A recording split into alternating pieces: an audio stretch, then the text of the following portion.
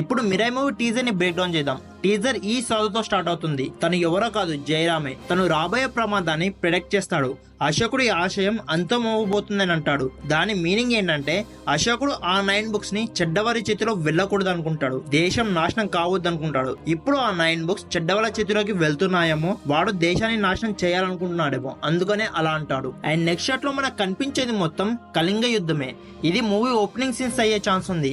కల్కి మూవీలో శ్రీకృష్ణుడు పాట ఉంటది కదా, అలా. ఈ వార్ సీన్స్ మూవీలో ఎక్కువసేపు ఉండదు, కానీ ఈ సీన్స్ మూవీకి హైలైట్. కల్కి మూవీలో మహాభారతం సీన్స్ లాగా. అండ్ ఈ వ్యక్తి ఉన్నాడు చూడు, అతనే అశోకుడు అనుకుంటా.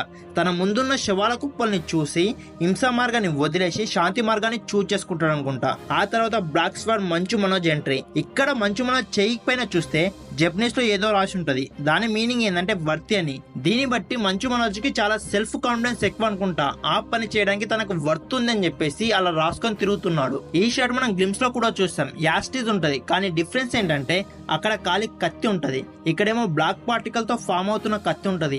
ఎందుకు అలా డిఫరెంట్ ఉందంటే అప్పుడు విఎఫ్ఎక్స్ వర్క్ కంప్లీట్ అవ్వలేదేమో, అందుకే డైరెక్ట్ ఈ కత్తిని పెట్టేశారు. ఇప్పుడు విఎఫ్ఎక్స్ వర్క్ కంప్లీట్ అయ్యాక బ్లాక్ పార్టికల్ తో ఫామ్ అవుతున్న కత్తిని పెట్టారు. నాకు తెలిసి ఇదే విలన్ పవర్ అయి ఉంటది. ఈ బ్లాక్ పార్టికల్ తో ఏది కావస్తే అది అయిపోవడం, ఎక్కడికి కావస్తే అక్కడికి వెళ్లిపోవడం లాగా. నెక్స్ట్ షాట్ లో ఈ బ్లాక్ పార్టికల్ తో గాల్లో ఎగురుతూ పోతుంటాడు విలన్. ఈ బ్లాక్ పార్టికల్ లాగా మారి ఎక్కడికి కావస్తే అక్కడికి వెళ్లిపోతాడు అనుకుంటా. హ్యారీ పాటర్ మూవీలో లాగా. బ్లాక్ స్వార్డ్ ఉన్న ప్లేస్ జపాన్ అనుకుంటా, ఎందుకంటే ఇక్కడ జపాన్ లో ఏదో రాసింది. అండ్ విలన్ సెట్ పైన కూడా వర్తి అని రాసి ఉంది కదా జపాన్ లాంగ్వేజ్ లో. నెక్స్ట్ షాట్ లో ఈ రౌండ్ ఎంట్రన్స్ చూడండి. దీని జపాన్ లో టారిక్ గేట్ అంటారు. జపాన్ లో ఏదైనా సీక్రెట్ ప్లేస్ కి ఇలాంటి ఎంట్రన్స్ ఉంటుంది. విలన్ ఏదో సీక్రెట్ ని తెలుసుకోవడానికి ఈ ప్లేస్ కి వచ్చి ఉంటాడు. దాని తర్వాత విలన్ ఏదో మిస్టీరియస్ డివైస్ పైన ఉంటాడు. ఆ డివైస్ పైన జపాన్ లో చాలా రాసి ఉంటది. దాని మీనింగ్ ఏంటంటే east, west, north and south. దీన్ని బట్టి ఇదొక మ్యాజికల్ కంపాస్ అయి ఉంటది. ఈ మ్యాజికల్ కంపాస్ ని యూజ్ చేసి విలన్ ఏదో మిస్టీరియస్ ప్లేస్ కి డైరెక్షన్ ని తెలుసుకొని ఉంటాడు. మనం జాగ్రత్తగా అబ్జర్వ్ చేస్తే తన పవర్స్ ని యూజ్ చేసి ఒక బుక్ లో ఉన్న ఇన్ఫర్మేషన్ ని ఎక్స్ట్రాక్ట్ చేస్తున్నాడు. కొంచెం ముందుకు పోతే కూడా సేమ్ ఇలాగే ఒక బుక్ లో ఉన్న ఇన్ఫర్మేషన్ ని ఎక్స్ట్రాక్ట్ చేస్తున్నాడు. ఈ ఫ్రేమ్ లో మొత్తం 6 బుక్స్ ఉన్నాయి. అంటే ఇంకో 3 బుక్స్ ఎక్కడ ఉన్నాయో విలన్స్ కూడా తెలియదు అనుకుంటా. నాకు తెలిసి విలన్ మోటివ్ ఏంటంటే ఆ 9 బుక్స్ లో ఉన్న ఇన్ఫర్మేషన్ ని మొత్తం తెలిస్తే ఒక మనిషి ఎదురులేని మనిషి అవుతాడు. అండ్ చాలా పవర్స్ వస్తాయి అనుకుంటా. ఇడెన్ సీక్రెట్స్ మొత్తం తెలిసిపోతాయి. సో వాటిని సంపాదిస్తే విలన్ కి ప్రపంచంలో ఎవడు ఎదురు చెప్పలేనంత పవర్స్ వస్తాయి. అందుకే బ్లాక్ స్వార్డ్ ఆ బుక్స్ కోసం ఇంత కష్టపడుతున్నాడు. ఈ షాట్ ని మనం అబ్జర్వ్ చేస్తే బ్లాక్ స్వార్డ్ పట్టుకున్న షీల్డ్ కూడా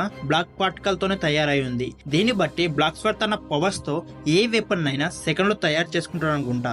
బ్లాక్ స్వార్డ్ తో పోరాడుతున్న వ్యక్తులందరూ కూడా ఏషియన్ ఇండియన్ వెపన్స్ వాడుతున్నాడు, లైక్ కత్తి అండ్ త్రిశూలం. నెక్స్ట్ షాట్ లో విలన్ వెనకాల చూడండి, రైలు పట్టాల అండ్ టనెల్ ఉంది. మేబీ విలన్ హీరో కోసం వెయిట్ చేస్తున్నాడు అనుకుంటా. నెక్స్ట్ షాట్ లో జగపతి బాబు ఎంట్రీ. జగపతి బాబు చేతితో చూడండి బ్లాక్ పార్టికల్ ని ఆపుతున్నాడు. మేబీ విలన్ వాళ్ళపైన అటాక్ చేస్తున్నాడేమో. వెనకాల హీరోయిన్ చూడండి బ్లాక్ స్వార్డ్ ని చూస్తుంది అనుకుంటా. ఈ షాట్ లో జగపతి బాబు వెనకాల ఏదో రాసి ఉంది, లైక్ వేదాలు మంత్రాలు లాగా. నెక్స్ట్ షాట్ లో hero of the movie Mirai వస్తుంది. నాకు తెలిసి ఈ మూవీలో ఈ స్టిక్ కి చాలా ఇంపార్టెన్స్ ఉంటుంది. నాకు తెలిసి ఈ స్టిక్ కి యూజ్ చేయగలిగేది ఒక్కటే, అది హీరో అయి ఉంటాడు. కల్కి మూవీలో భైరవ లాగా. నెక్స్ట్ షాట్ లో హీరో తన్ని తాను వెతుక్కుంటాడు, తన పవర్స్ ఏంటో తెలుసుకుంటాడు. నెక్స్ట్ షాట్ లో ఫైట్ ఉంటది బ్లాక్ స్వార్డ్ మనుషులతోనే. వాళ్ళందరూ ఆ స్టిక్ కోసం వస్తే హీరో కొట్టి పడేస్తాడు అనుకుంటా. ఇదంతా ఒక సీక్రెట్ లొకేషన్ లో జరుగుతుంది, లైక్ హిమాలయాలో. వాళ్ళకి ప్రపంచానికి సంబంధం ఉండదు, లైక్ శంబల నగరం లాగా. శంబల నగరం కాదు, అలాంటి ప్లేస్ లో. నెక్స్ట్ ఈ మూవీ కోర్ స్టోరీ చెప్పేస్తాడు. 9 బుక్స్ 100 క్వశ్చన్స్ 1 స్టిక్ అని.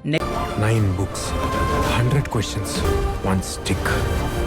నెక్స్ట్ షాట్ లో ఒక పెద్ద ఈగల్ హీరో పైన అటాక్ చేసినట్టు చూపిస్తారు. జస్ట్ ఇమాజిన్ దాని కాలు వెళ్ళి హీరో కంటే పెద్ద ఉంటే దాంతో ఫైట్ చేస్తే ఏ రేంజ్ లో ఉంటుందో. నాకు తెలిసి ఈ మూవీకి ఇదే హైలైట్ అయితే అనిపిస్తుంది. నెక్స్ట్ షాట్ ట్రైన్ పైన పరిగెత్తే సీన్. అలో వాటర్ టీమ్. ఈ మూవీ బడ్జెట్ మీ మూవీ బడ్జెట్ 10% కూడా ఉండదు, కానీ మీకంటే బాగా తీశారు. రెండు కూడా విఎఫ్ఎక్స్.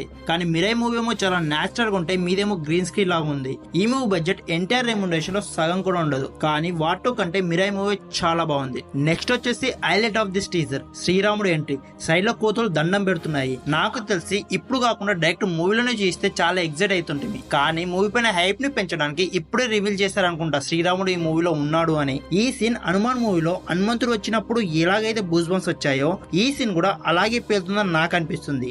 ఈ సీన్ కనుక కరెక్ట్ గా వర్కౌట్ అయితే బయటకు వచ్చేటప్పుడు జై శ్రీరామ్ అనుకుంటూ వస్తాం. So that's the video guys. ఈ వీడియో మీకు ఎలా అనిపించింది? ఈ టీజర్ మీకు ఎలా అనిపించింది? కామెంట్ చేసి చెప్పండి. ఈ వీడియో పైన మీ ఒపీనియన్ ఏంటి అది కూడా కామెంట్ కామెంట్ చేసి చెప్పండి.